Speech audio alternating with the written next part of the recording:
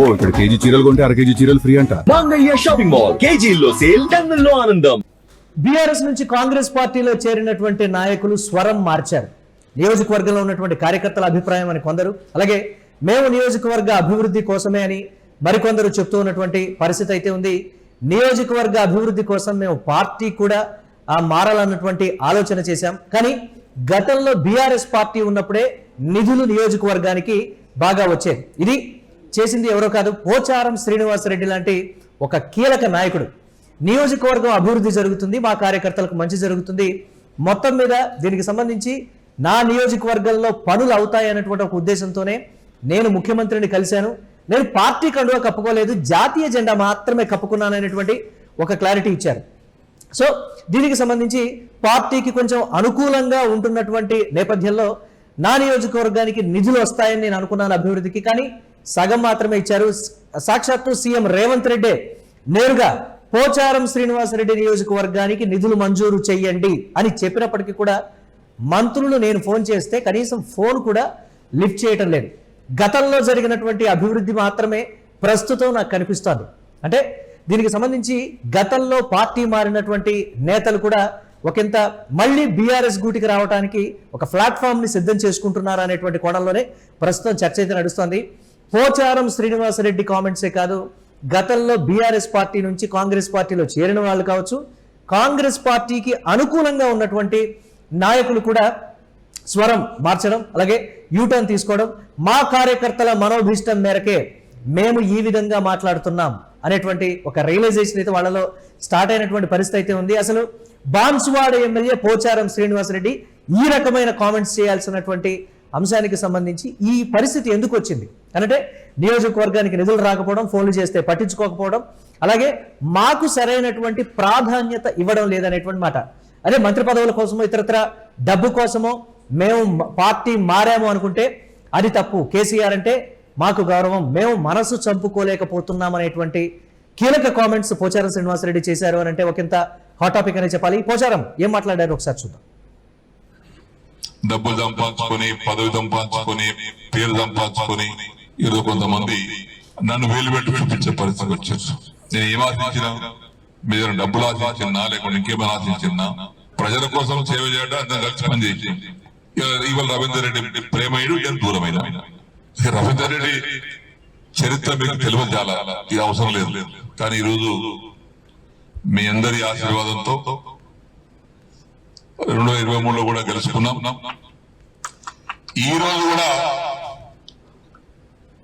నాకున్నటువంటి intelligence report గాని సమాచారం గాని మన నియోజకవర్గంలో మళ్ళా మన జెండా ఎగురుతుంది. కాబట్టి అందరం సమయం పాటించి ఐకమత్యంతో, సరే మనకి మీ బీర్కూరు గ్రామం ఉంది, ఒక వ్యక్తి గెలిచాడు, ఒక మంచి వ్యక్తి ఓడిపోయాడు, నష్టం ఎవరు జరిగింది? ప్రజలు. రైట్.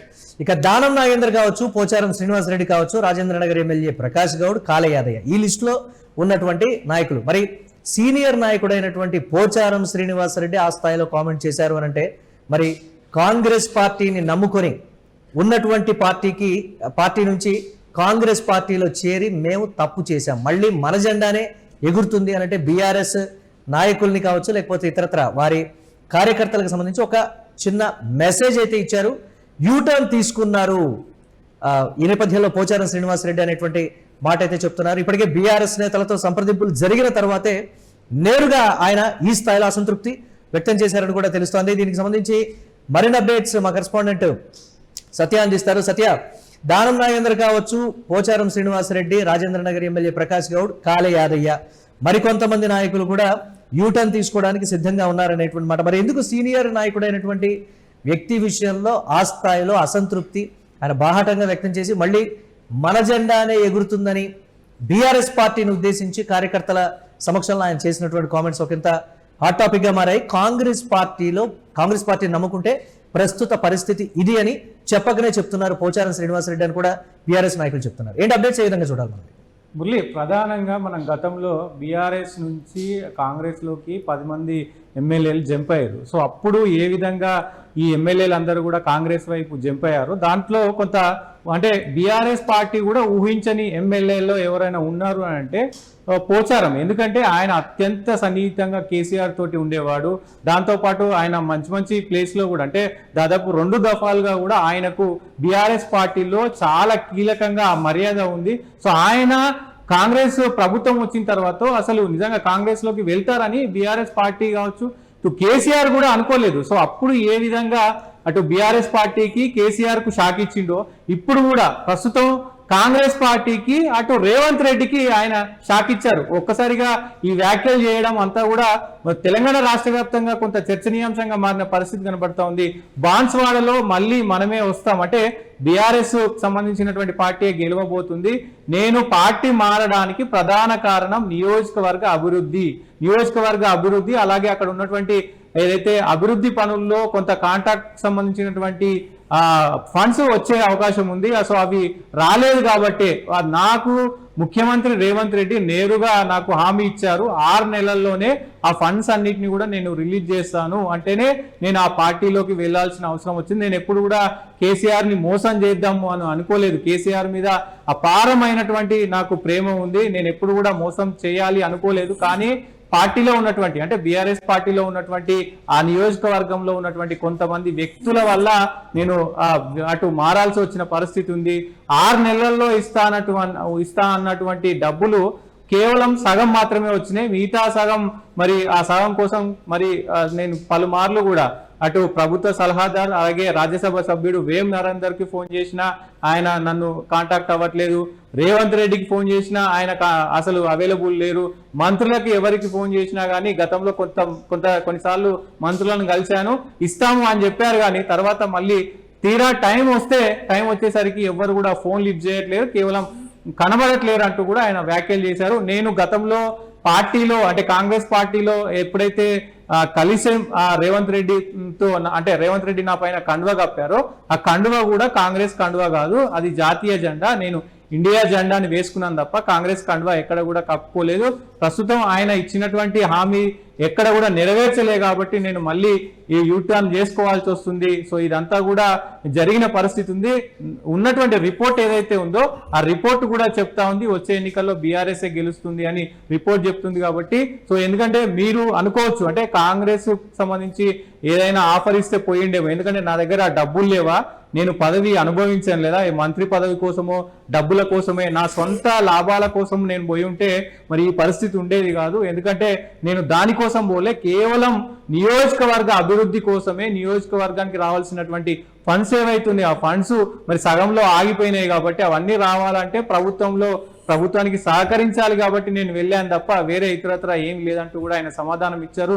ప్రస్తుతం కొంత ఈయన మాట్లాడినటువంటి తీరు కావచ్చు ఇవన్నీ కావచ్చు, ఇటీవల కొంతమంది మాట్లాడినటువంటి తీరు కావచ్చు అంటే బీఆర్ఎస్ కి సంబంధించినటువంటి వాళ్ళు అటు కాంగ్రెస్ వెళ్ళిన వాళ్ళు ఈ రకంగా మాట్లాడుతున్నారు. కాబట్టి ప్రస్తుతం ఈ ఎమ్మెల్యే పోచారం చేసినటువంటి కామెంట్స్ ఒక్కసారిగా తెలంగాణలో కొంత ప్రకంపన సృష్టిస్తా ఉన్నాయి. ఎందుకంటే కొంత మరికొన్ని రోజుల్లోనే జిహెచ్ఎంసీ ఎన్నికలు రాబోతున్నాయి కాబట్టి కొంత గందరగోళ వాతావరణం అయితే ఉంది. మురళి, కాంగ్రెస్ పార్టీలో వాస్తవ పరిస్థితి ఇది అని కూడా చెప్పకనే పోచారం కామెంట్స్ కావచ్చు, ఇటు దానం నాగేందర్ కావచ్చు, కాళ యాదవ్ కావచ్చు, ప్రకాష్ గౌడ్ మరి ఈ స్థాయిలో మాట్లాడుతూ ఉంటే ఈ అంశానికి సంబంధించి ప్రధానంగా మరి కొంతమంది వీరు మాత్రమే బయటకు వచ్చారు. మరి బయటకు రావాల్సినటువంటి వారు అనుకూలంగా ఉన్నటువంటి వారు రియలైజ్ అయ్యారు. కానీ వారు అంతర్గతంగా చర్చలు జరుపుతున్నారు బీఆర్ఎస్ పార్టీతో అనేటువంటి ఒక వెర్షన్ వినిపిస్తోంది కదా సత్య, ఏంటి ఆ అంశానికి సంబంధించి గతంలో?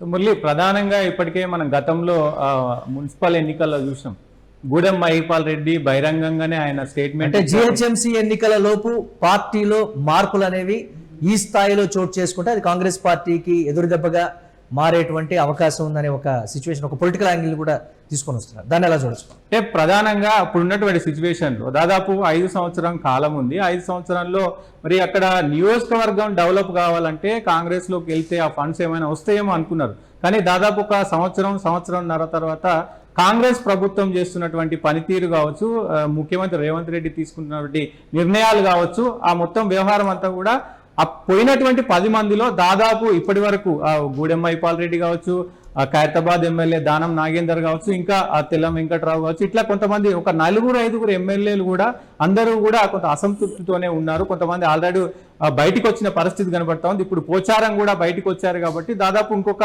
5 మంది అటు సైడ్ కాంగ్రెస్ వైపు ఉన్నారు. ఇప్పుడు ఇంకొక 5 మంది ఇటు సైడ్ వచ్చే ప్రయత్నం అయితే చేస్తా ఉన్నారు. సో దీనికి సంబంధించి కాంగ్రెస్ లో అసలు ఏం జరుగుతుంది, కాంగ్రెస్ ప్రభుత్వం పనితీరు నిజంగానే బాగలేదా అనే అంశం కూడా మరి తెర మీదకి వస్తున్న పరిస్థితి కనబడతా ఉంది. అందరూ యూటర్న్ చేసుకుంటా ఉన్నారు. ఎందుకంటే దాదాపు ఇంకొక 2-2.5 సంవత్సరాల్లో ఎలక్షన్స్ రాబోతున్నాయి కాబట్టి మళ్ళీ యూటర్న్ చేసుకొని ఇటు వచ్చే అవకాశం ఉందా అనే కోణంలో కూడా చూస్తున్న పరిస్థితి కనబడతా ఉంది. ఏదేమైనప్పటికీ అటు వెళ్ళినటువంటి ఈ 10 మంది ఫిరాయింపు ఎమ్మెల్యేలు అందరూ కూడా మరి మళ్ళీ ఇటు వచ్చే ప్రయత్నం చేస్తున్నారు అనేది కూడా కొంత గ్రౌండ్ లో చర్చనీయాంశంగా మారిన పరిస్థితి కనబడతా ఉంది. సో అదే విధంగా పోచారం ఈ కామెంట్స్ చేయడంతో ఒక్కసారిగా మరి ఇటు కాంగ్రెస్ కి అయితే ప్రస్తుతం ఉన్నటువంటి సిచ్యువేషన్ లో కాంగ్రెస్ కి అయితే ఇది ఒక పెద్ద షాకింగ్ అని చెప్పుకోవచ్చు. Murali, right, thanks for update Satya. మొత్తం మీద కాంగ్రెస్ పార్టీలో జరుగుతున్నటువంటి పరిణామాలు, పార్టీ మారినటువంటి వాళ్ళు, పార్టీకి అనుకూలంగా ఉన్నటువంటి వాళ్ళలో రియలైజేషన్ కావచ్చు, ఒక యూటర్న్ అయితే తీసుకున్నారు. మళ్ళీ బీఆర్ఎస్ గూటికి